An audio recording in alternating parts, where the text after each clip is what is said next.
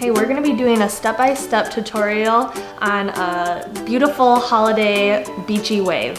We're gonna start out by spraying the Davines No Gas Spray as a heat protectant from roots to ends. We're gonna start out by taking 1-inch sections and focusing the curling iron right up at the root, directing it more in a flat curve away from the face, letting that sit there for about 10 seconds, and then slowly letting that curl out of the root, making sure to leave a little bit of the end zone. Okay, make sure that you throw in a couple curls that are going the opposite direction.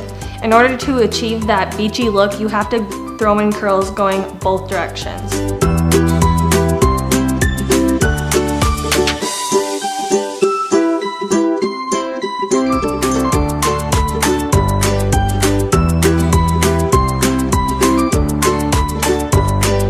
So a lot of my clients have a hard time with this front piece, the bang area.